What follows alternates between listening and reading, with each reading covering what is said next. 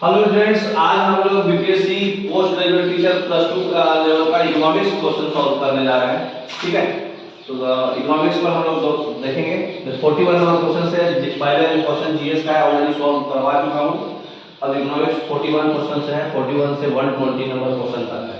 ठीक है, तो देखिए 41 से क्वेश्चन जो है कई तरह का आया है। इकोनॉमिक्स का क्वेश्चन अच्छा आया है, लाजवाब आया है। देखिए पहला क्वेश्चन जो है, रोटेट करो, क्लैरिटी नहीं है। तो देखिए पहला क्वेश्चन जो है ये ऑथर है और ये बुक का नाम है। देखिए इस एक ही क्वेश्चन से ये पकड़ में आ जा रहा है कि इसका कौन सा होगा। देखिए एडम स्मिथ जो है वेल्थ ऑफ नेशन लिखे हैं, तो सी का 1 है, यही ऑप्शन सारा सही है। देखिए मार्शल जो है इकोनॉमिक्स लिखे थे, रॉबिन्स जो है इकोनॉमिक्स ऑफ स्कैरसिटी लिखे हैं, जेके मेहता जो है वांटलेसनेस लिखे हैं, और सैमुअलसन जो है ग्रोथ इकोनॉमिक्स लिखे हैं। इसका कौन सा ऑप्शन हो जाएगा? सी ऑप्शन सही हो जाएगा। ठीक है, नेक्स्ट क्वेश्चन बोल रहा है when demand is unaffected after decreasing the price degree of elasticity will be. देखिए जब डिमांड में कोई फर्क नहीं पड़ रहा है तो डिग्री ऑफ इलास्टिसिटी जो होता है वो 0 हो जाता है। ठीक है, मतलब प्राइस, इसका फिगर आपको दिखा देता हूं। देखिए इसका फिगर का आपको ज्यादा क्लैरिटी होगा। देखिए इसमें लिखा हुआ है जब प्राइस वैरी कर रहा है और क्वांटिटी वैरी कर रहा है तो प्राइस में कोई वैरी नहीं हो रहा है, तो मतलब ये क्या हो रहा है, परफेक्टली इलास्टिक बॉडी के लिए जो है ये पैरेलल जा रहा है, तो इसमें क्या होता है, मतलब 0 हो जाएगा। ठीक है, ठीक है, आज ये क्वेश्चन पर देखिए क्वेश्चन क्या बोल रहा है, कौन बताए थे कि इकोनॉमिक्स जो है सप्लीमेंट है आर्ट एंड साइंस दोनों का। ये कौन बोले थे? कोसा बोले थे। ठीक है, कोसा बोले थे कि इकोनॉमिक्स जो है सप्लीमेंट है। Next question 44 number, choose the correct formula to calculate the price elasticity. Price elasticity के लिए जो है del q by del p into p by q, पहला ही ऑप्शन सही है ना। जो चेंज इन जो है क्वांटिटी बटा प्राइस है ना। तो next, the excess of the price which he will be willing to pay rather than go without paying, over which he actually does pay is the economic measure of the surplus satisfaction. It may be called the consumer surplus. ये definition कौन दिए थे? ये definition जो है आपके सबसे पहले तो डुपिट्स दिए थे, लेकिन इस ऑप्शन में तो जो है ये मार्शल दिए थे। ठीक है, तो मार्शल दिए थे कंज्यूमर सरप्लस का डिफिनेशन। नेक्स्ट 46 नंबर क्वेश्चन बोल रहा है कि consumption is not only the starting point but the final point of economic activity. Therefore true process of economic activity क्या होगा? तो इकोनॉमिक एक्टिविटी जो होता है वो शुरुआत क्या होता है? सबसे पहले हम शिक्षा करते हैं, फिर इकोनॉमिक एक्टिविटी करते हैं, फिर प्रोडक्शन करते हैं, फिर कंजम्पशन करते हैं, यही करते हैं। तो पहला ऑप्शन ए ऑप्शन सही हो जाएगा। ठीक है, 47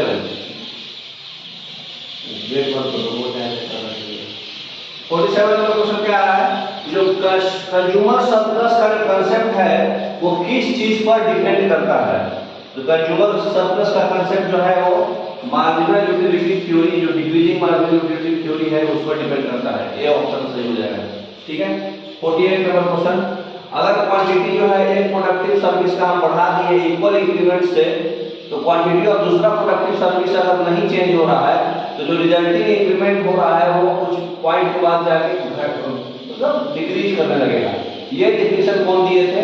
तो ये डिफिनेशन जो है आपको प्रोफेसर स्टिगलर दिए थे, प्रोफेसर स्टिगलर। ठीक है, नेक्स्ट और थोड़ा बड़ा कर दो, क्लैरिटी कम आ रहा है। Perfect competition prevails when the demand for the output of each producer is perfectly elastic. Perfectly elastic अभी दिखाया आपको, परफेक्ट कंपटीशन उस समय होता है। ये जो है number of sellers is large so that output of any one seller is huge. तो ये जो इतना सारा जो ये जो डिफिनेशन है ये कौन दिए थे? तो ये लंबा सा जो लाइन है परफेक्ट कंपटीशन का, ये डिफिनेशन जो है कौन दिए थे? तो ये डिफिनेशन जो है आपको मार्शल दिए थे, मार्शल साहब दिए थे। 50 number question, the theory of cross elasticity of demand is defined by. Cross elasticity of demand का जो थ्योरी है, मतलब एक में चेंज करेंगे तो दूसरे पे इफेक्ट आएगा, इसको बोलते हैं ना। तो प्रोफेसर मूरे साहब बताए थे क्रॉस इलास्टिसिटी ऑफ डिमांड का। ठीक है, 51 नंबर क्वेश्चन, 51 नंबर क्वेश्चन बोल रहा है कि जब डिमांड कर्व जो है स्ट्रेट होगा, पॉइंट ऑफ इलास्टिसिटी जो है ed = 1 कब होता है? जब वो एग्जैक्ट मिड पॉइंट पर होगा। When the point will be the middle of the demand curve। देखिए इसका फिगर दिखा देते हैं आपको ताकि माइंड में रहेगा। देखिए यहाँ पर इलास्टिक डिमांड कितना है 1 मिड पॉइंट पे, सेंटर पॉइंट है ना ये। अब इससे इधर जाइएगा तो इलास्टिक हो जाएगा और इससे नीचे आइएगा तो इनइलास्टिक हो जाएगा, मतलब कि ई जो है ग्रेटर देन 1 होगा इधर और इधर लेस देन 1 होगा। समझ में आ रहा? तो ये आपका मिड पॉइंट पे जो होता है इलास्टिक डिमांड जो होता है 1 होता है, E = 1 यूनिट इलास्टिक डिमांड। ठीक है, नीचे जाने पे कमेगा, ऊपर जाने पे बढ़ेगा। Classical economics prefers, classical economics जो है क्या प्रेफर करते हैं, जो भी क्लासिकल मतलब क्या होता है, कोई चेंजेस नहीं पसंद करेंगे। तो consumption and production both for good of the nation, consumption और प्रोडक्शन दोनों जो है नेशन के लिए अच्छा होता है, ये बोलते हैं वो, है ना, सी ऑप्शन। ठीक है, नेक्स्ट 53 नंबर, 53 नंबर क्वेश्चन बोल रहा है monopolistic firm will be in equilibrium when, monopolistic firm equilibrium कब होता है, जब जो है प्राइस ज्यादा हो और एमसी इक्वल टू एमआर हो। देखिए इसका फिगर आपको दिखा देते हैं मोनोपोलिस्टिक फर्म का।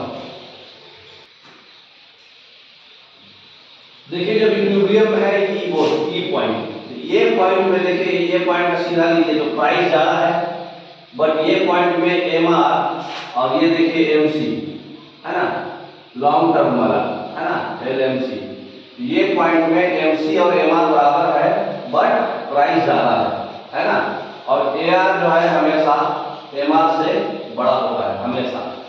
ठीक है, तो ये सब जो ये मार्जिनल रेवेन्यू है, ये एसेट से तो ये पॉइंट जो है हमेशा प्राइस इक्विलिब्रियम में क्या होता है, प्राइस ज्यादा है लेकिन एमआर जो है और ये एलएमसी जो है दोनों इक्वल है ना, ये आपको ध्यान रखना है। ये आपको दिखा दिए पी जो है बड़ा होगा लेकिन एलसी एमआर इक्वल होगा। देखिए under discriminating monopoly, discriminating monopoly में जब इलास्टिसिटी ऑफ डिमांड ज्यादा होता है तो मोनोपोलिस्ट जो है अपना प्राइस क्या करते हैं, जब डिस्क्रिमिनेटिव मोनोपोली में प्राइस जो है लो रखते हैं, क्योंकि मोनोपोली ज्यादा होगा तो इलास्टिसिटी डिमांड ज्यादा होगा तो प्राइस लो रखेंगे, क्योंकि लोग डिस्क्रिमिनेट कर रहे हैं ना।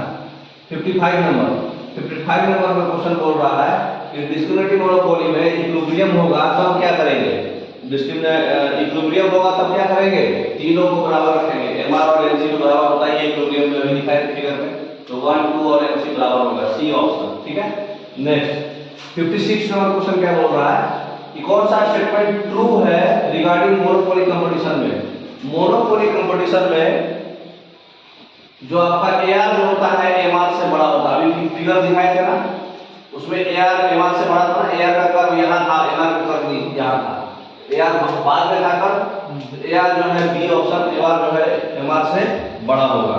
ठीक है, नेक्स्ट परफेक्ट कंपटीशन में, परफेक्ट कंपटीशन में फर्म्स जो होता है वो क्या होता है, तो परफेक्ट कंपटीशन में फर्म जो होता है एक्सेप्टर होता है, प्राइस का एक्सेप्टर होता है।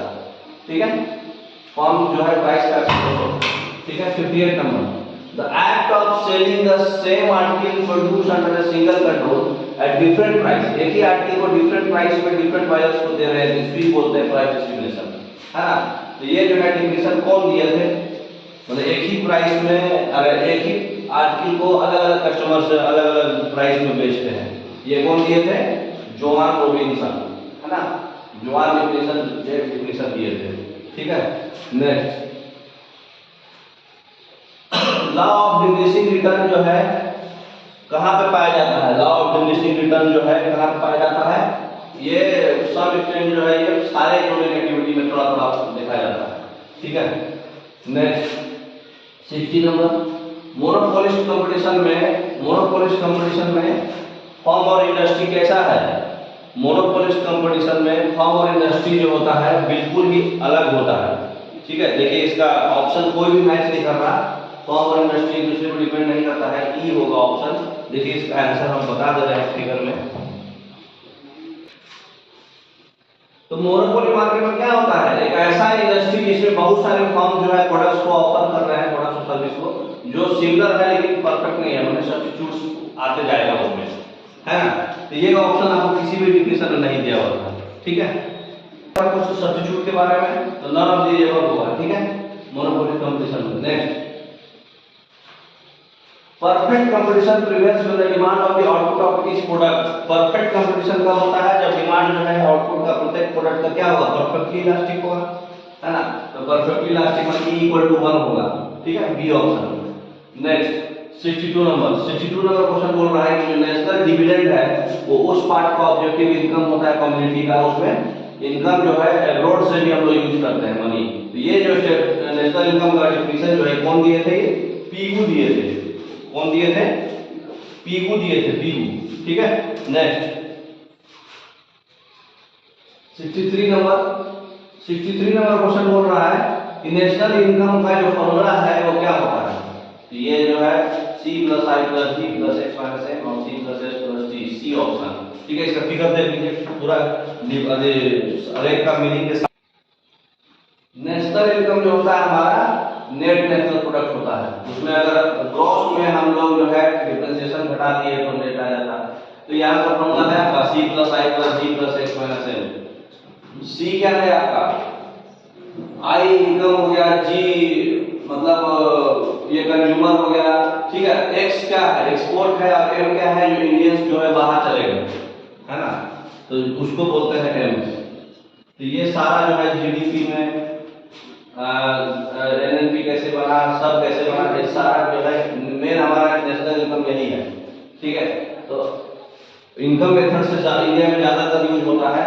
तो ये जो है आपका यही फॉर्मूला था, C + I + G + X - M, export minus Indian जो है रोड जाके काम कर रहे हैं। ये तो नॉर्मल आपका इनकम है और ये कंज्यूमर का जो भी गुड्स है ना। तो ये आपका फॉर्मूला है। तो 64 नंबर क्वेश्चन क्या बोल रहा है कि मोनोपोली कंपटीशन में जब firm getting normal profit what condition should be fulfil at long period में P बराबर क्या हो जाएगा, 80। ऐसे P बराबर AC भी चलेगा, लेकिन P बराबर AC ऑप्शन में नहीं था, तो P बराबर 80 होता है, ये ऑप्शन, ठीक है। Next what is wrong with the census of India and national sample survey. Census of India और नेशनल सैंपल सर्वे दोनों में क्या गलत है, ठीक है। तो दोनों अलग चीज है, तो both collect and process the data, ठीक है। दोनों जो है प्रोसेस द डाटा नहीं करते, सेंसस अलग चीज है और सैंपल सर्वे अलग चीज है ना। सिर्फ सेंसस कलेक्ट और प्रोसेस द डाटा करता है, सैंपल सर्वे अलग होता है ना। ये गलत है, ठीक है। दोनों नेशनल एजेंसी है, सही है, बाकी सब सही है, ठीक है। If sellers and buyers number is not large, goods are not homogeneous and there is not complete knowledge about market to sellers and buyers, then there will be। अगर सेलर्स और बायर्स कम है तो फिर उस केस में क्या हो जाएगा, उस केस में जो है मोनोपोली कंपटीशन होगा, है ना। मतलब एक अधिकार रहेगा सबका, तो मोनोपोली कंपटीशन होगा, ठीक है। नेक्स्ट 67 नंबर बोल रहा है कि डाटा एक्विजिशन में जो एरर होता है वो कौन सा एरर हो सकता है। डाटा कलेक्ट करने में जो एरर होगा वो तो कोई भी हो सकता है ना। मतलब डाटा कलेक्शन में भी एरर आ सकता है, सैंपलिंग में भी एरर आ सकता है। तो ए और सी दोनों होगा, तो मोर देन और देवर डी ऑप्शन सही हो जाएगा, ठीक है।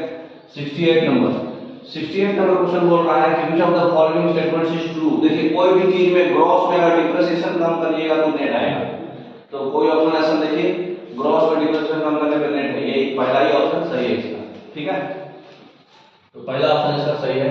69 नंबर क्वेश्चन बोल रहा है इस क्लासिफिकेशन में टाइम जो है वेरिएबल है और डाटा जो है टाइम के अनुसार होता है। देखो इसको बोलते हैं क्रोनोलॉजिकल क्लासिफिकेशन या फिर टेम्पोरल क्लासिफिकेशन।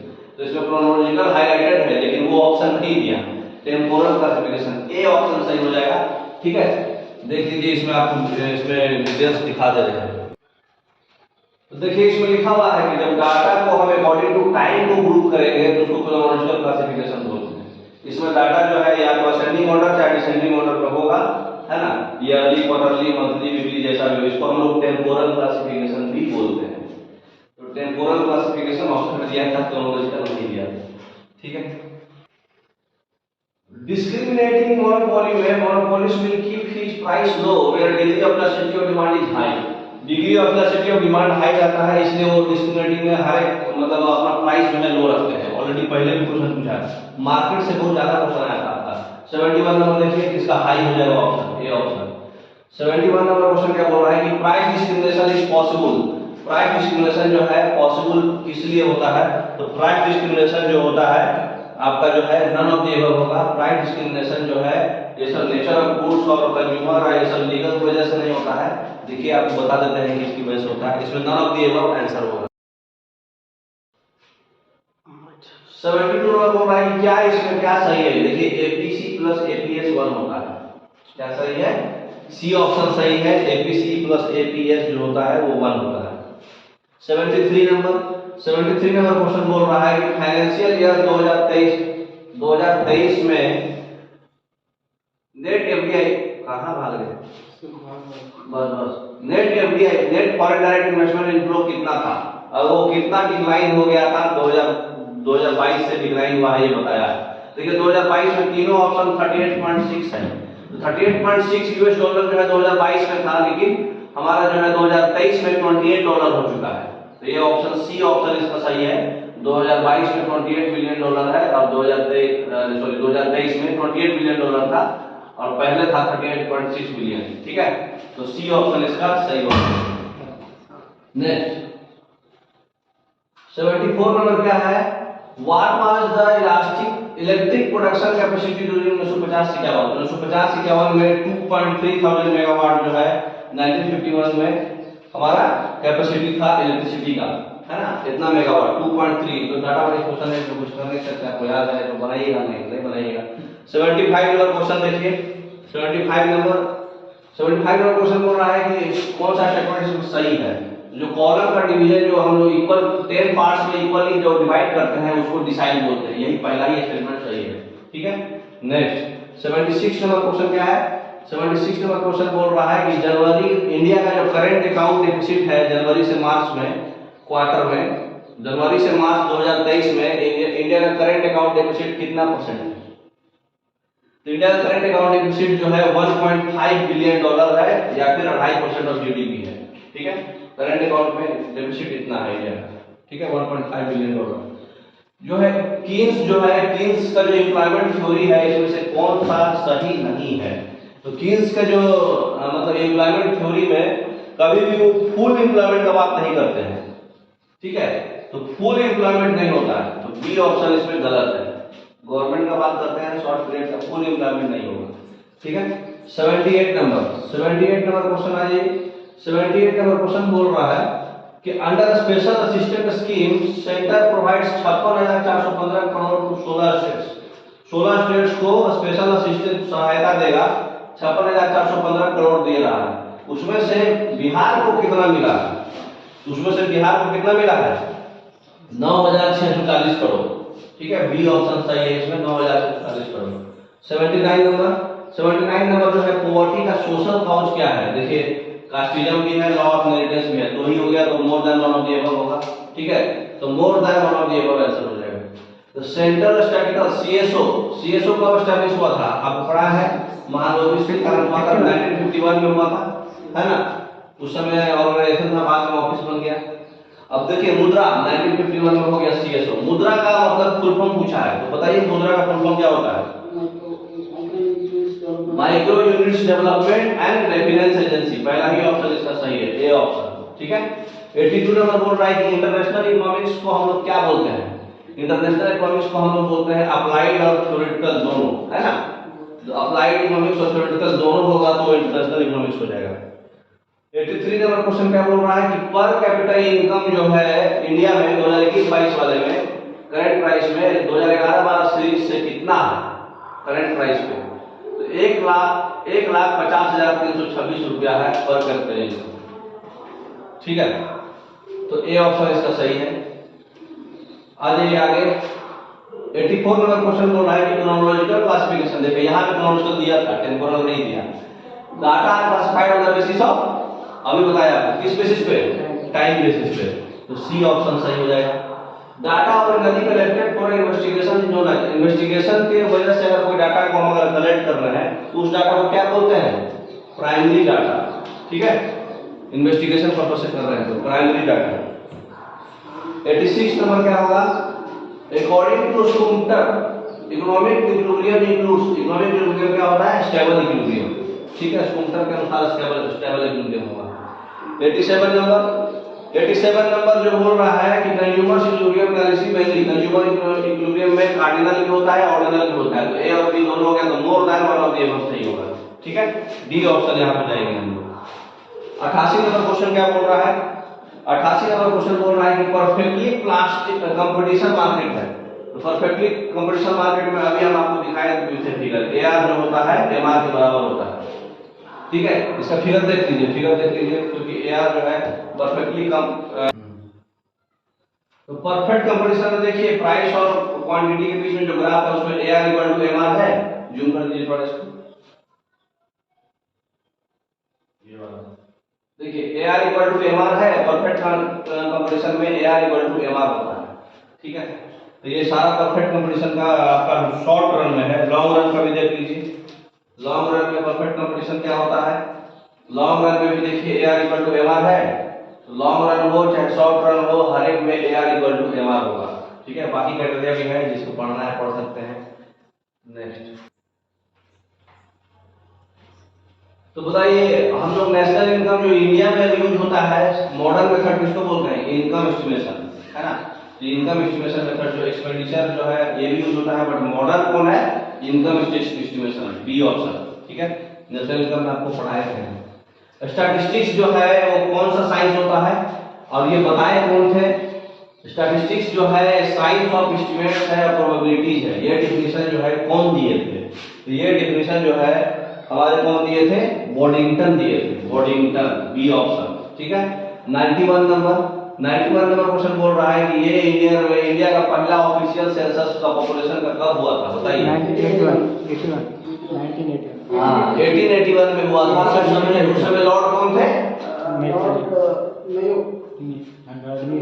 लॉर्ड मायो थे, सही, b option. The arranging of relate, लेकिन 81 में नहीं, 1872 में मायो थे, 81 में रिपन थे। हाँ, 81 में शुरुआत परफेक्ट से हो गया था, 1872 में स्टार्ट हुआ था, बट वो अच्छा वाला नहीं हुआ था। The arranging of relating facts into classes is called, facts को क्लास में अगर हम अरेंज कर रहे हैं तो उसको क्या बोलेंगे, क्लासिफिकेशन, है ना, क्लासिफिकेशन बोलेंगे, सी ऑप्शन। एलपीजी बताइए, लिबरलाइजेशन, प्राइवेटाइजेशन और ग्लोबलाइजेशन जो है कब हुआ था, 1991 में हुआ था, जब वो राजीव गांधी के मनमोहन सिंह बचाए थे। मनमोहन सिंह जो है ये कंसेप्ट लगा करके इंडिया को, मतलब बहुत ज्यादा डेब्ट हो गया था और बहुत इकोनॉमिक क्राइसिस में था इंडिया, तो मनमोहन सिंह अपना दिमाग लगाए थे। LIC कब आया बताइए, हाँ 56 में LIC आया है, वेरी गुड। 94 का b option 56। As per the census the literacy rate जो है बिहार का कितना है, 65.71%, 65.71% लिटरेसी रेट है। नेशनल इनकम स्टैटिस्टिक्स जो है कौन कलेक्ट करता है बताइए, ये आप बता सकते हैं। नेशनल इनकम कौन करता है, CSO, है ना, CSO ऑप्शन, बी ऑप्शन। ठीक है, अच्छा, रिजर्व बैंक ऑफ इंडिया के ब्रॉड मनी किसको बोलते हैं, M3 को बोलते हैं ब्रॉड मनी, देख लीजिए। M1 को बोलते हैं नैरो मनी, ये सारा याद रखिएगा। देखिए, जो करेंसी जो सब लोगों के पास है और जो DD है, डिमांड डिपॉजिट है, ये होता है नैरो मनी, M1। M1 में अगर पोस्ट ऑफिस वाला मनी सिर्फ सेविंग वाला अमाउंट सिर्फ जोड़ेंगे तो M2 हो जाएगा। और वो M1 में अगर टाइम डिपॉजिट भी हो गया, देता ना कि भाई 10 साल बाद आपको इतना देंगे फिक्स डिपॉजिट वाला, तो ये जो वो होता है M3। और M3 में भी पोस्ट ऑफिस का मनी जोड़ दिए, टोटल सेविंग करंट सारा, तो M4 होगा। लेकिन आपका मनी लिक्विडिटी को लगाने किसको आसानी से निकाल पाइएगा, M1। जैसे जैसे आप नंबर बढ़ते जाएगा उसे उसे निकालना टफ होते जाएगा। ठीक है, समझ गए। 98 क्या बोल रहा है, कोरिलेशन मतलब क्या होता है, कोरिलेशन मतलब कि वेरिएबल्स के बीच में म्यूचुअल डिपेंडेंस, है ना। तो 98 में क्या हो जाएगा, सी ऑप्शन हो जाएगा। 99 बताइए, 99 बोल रहा है कि स्टैटिस्टिक्स के फादर कौन है, गॉटफ्रीड एकेनवाल है ना, पहला स्टैटिस्टिक्स के फादर है गॉटफ्रीड एकेनवाल। 100 नंबर बताइए, 100 नंबर बोल रहा है कि स्टैटिस्टिकल इन्वेस्टिगेशन का जो फंक्शन है कौन सा जो है असेंडिंग ऑर्डर में नहीं है। तो जो स्टैटिस्टिकल कौन सा स्टेज जो है अरेंज नहीं है, प्लानिंग बाद में आता है। ठीक है, तो ए ऑप्शन जो होता है अरेंज नहीं है, पहला ऑप्शन ए ऑप्शन। 101 ये तो आप बता सकते हैं। दूसरा 5 वर्षीय योजना उसको कौन सा बोलते हैं, पहला वाला एग्रीकल्चर प्लान होता है 51 से 56, ये कौन सा मॉडल, हेराल्ड और सेकंड वाला जो है कृषि महालोबिस जो है इंडस्ट्रियल क्लास का है, ठीक है, तो बी ऑप्शन हो जाएगा इसमें। 102 नंबर बताइए। 102 नंबर क्वेश्चन बोल रहा है कि स्टैटिस्टिक्स में writing called science of average, ये कौन बोले थे? स्टैटिस्टिक्स को साइंस ऑफ एवरेज कौन बोले थे? कौन बोले थे? हाँ, बोली बोले थे, ये ऑप्शन। बिहार का जो है लोवेस्ट पर कैपिटा इनकम जो है नेशनल एवरेज 2020 में कितना आया है? बिहार का जो है लोवेस्ट पर कैपिटा इनकम 50,745 रुपया है, ठीक है। 104 नंबर बताइए। 104 नंबर में जो इंटरनेशनल बैंक और आईबीआरडी कब एस्टैब्लिश हुआ था? 1944 में। ये किसका ब्रांच है? वर्ल्ड बैंक का ही एसोसिएट है ये। ब्रिटन वुड कॉन्फ्रेंस में हुआ था, है ना, 1944 में हुआ था, A option. The other name of macro economics का दूसरा नाम क्या है बताइए? मैक्रो इकोनॉमिक्स का दूसरा नाम है इनकम एंड एम्प्लॉयमेंट थ्योरी, ठीक है। पर कैपिटा एनर्जी का जो ऑप्शन बिहार में जो है 2019-20 में बढ़ गया है, ठीक है। कितना हो गया है? 2019-20 में जो है पर कैपिटा एनर्जी जो है 332 किलोवाट आवर हो गया है ना, तो सी हो गया है, ठीक है। इतना ज्यादा लोग बिजली खर्चा कर रहा है। अकॉर्डिंग टू सेंसस 2011 सेंसस में कौन सा डिस्ट्रिक्ट का सबसे लोवेस्ट टैक्स रेशियो है बिहार में?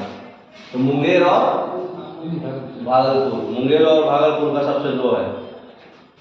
108 नंबर बताइए। सेंसस 2011 में पटना का पॉपुलेशन कितना था? तो 83-84 65, ए ऑप्शन सही है, ठीक है। 83-84 से याद रखिए, कंटिन्यूएशन में था। The prevention of money laundering act कब आया? मनी लॉन्ड्रिंग एक्ट का जो प्रिवेंशन है ये कब आया है?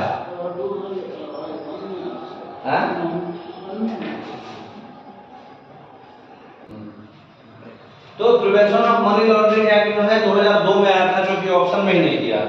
तो 2002 ऑप्शन में नहीं दिया तो क्या मारेंगे? None of the above. 2002 option में नहीं है ना। नेक्स्ट 110 नंबर क्वेश्चन क्या बोल रहा है? नरेगा का फुल फॉर्म क्या है? अब मनरेगा बन गया है, 2005 में आया था ये, national rural employment guarantee act, है ना, ए ऑप्शन। अब महात्मा गांधी करके आ गया है मनरेगा, है ना। 111 नंबर क्वेश्चन क्या है? TRYSEM training of rural youth for self employment, ये किस तरह का मतलब प्रोग्राम है? ये जो है रूरल डेवलपमेंट का प्रोग्राम है ना, ए ऑप्शन। 112 नंबर क्वेश्चन क्या बोल रहा है? 112 नंबर क्वेश्चन बोल रहा है कि मेक इन इंडिया जो प्लान है वो कब लॉन्च हुआ था? मेक इन इंडिया प्लान जो है 2014 में लॉन्च हुआ था, है ना, जब नरेंद्र मोदी साहब आए ग्लोबल इनिशिएटिव 2014 में लॉन्च हुआ था। दूसरा 113 number, nature of indifference curve जो होता है left to right downward direction में कैसा होता है? इनडिफरेंस कर्व जो है लेफ्ट टू राइट जो है कैसा होता है? ये कन्वेक्स होता है। कैसा जाता है? ऐसे और ऐसे जाता है। लेफ्ट टू राइट में कैसा दिख रहा है? ऐसे शेप का दिख रहा है, कन्वेक्स, है ना, ऐसे जाता है तो कन्वेक्स होगा, ए ऑप्शन, ठीक है। When both lower and upper limits are considered, such class are lower और upper दोनों हम लोग अगर लेंगे तो उस क्लास को क्या बोलेंगे? उस क्लास को इंक्लूसिव बोलेंगे। इंक्लूड कर दिए दोनों तो इंक्लूसिव क्लास, ठीक है। 115 नंबर क्वेश्चन बोल रहा है कि परफेक्टली इनइलास्टिक डिमांड है तो उसका ई जो होता है वो कितना होगा? तो जब इनइलास्टिक है तो ई कितना होगा? 0, है ना। परफेक्टली, है ना, परफेक्ट वर्ड लगा है तो 0 होगा। परफेक्टली इलास्टिक डिमांड का क्या होगा? इलास्टिक डिमांड है तो इनफिनाइट हो जाएगा, है ना, इक्वल टू इनफिनाइट हो जाएगा। फिगर में भी आपको दिखाया हुआ था। Median can be located by which of the following, median जो है कौन से कर्व से हम लोग बनाते हैं, लोकेट करते हैं। मीडियन हम लोग कौन से कर्व से लोकेट करते हैं? ओजीव कर्व से लोकेट करते हैं, बी ऑप्शन। 118 नंबर क्वेश्चन क्या बोल रहा है? मोनोपोली मार्केट में हमेशा क्या होगा? मोनोपोली मार्केट में अभी आपको बताया हुआ है, बताइए। हमेशा फिगर में देखिए एआर जो है एमआर से क्या होता है? ज्यादा होता है, तो हमेशा जो है एआर जो है एवरेज रेवेन्यू मार्जिनल रेवेन्यू से ज्यादा होगा, ए ऑप्शन। 119 नंबर क्वेश्चन क्या है? With increase in investment marginal efficiency of capital, investment बढ़ाइएगा तो मार्जिनल एफिशिएंसी ऑफ कैपिटल क्या होगा? घट जाएगा, क्योंकि मार्जिनल रेवेन्यू का जो ग्राफ है ऐसे आ रहा है ना, डाउनवर्ड डायरेक्शन में, तो जैसे जैसे आप और बढ़ाते जाइएगा इन्वेस्टमेंट वैसे वैसे वो घटते जाएगा, तो बी ऑप्शन सही होगा। ठीक है। 120 नंबर क्वेश्चन हो रहा है कि square diagram is called. Square diagram कैसा डायग्राम होता है? 2D होता है ना, तो 2 डायमेंशनल डायग्राम होता है, बी ऑप्शन सही है। तो आशा करते हैं आप लोग को समझ में आ गया होगा कितना मार्क्स आ रहा है, आप लोग जोड़ दीजिए। आगे और भी मिलते रहेगा वीडियो। Okay, thank you.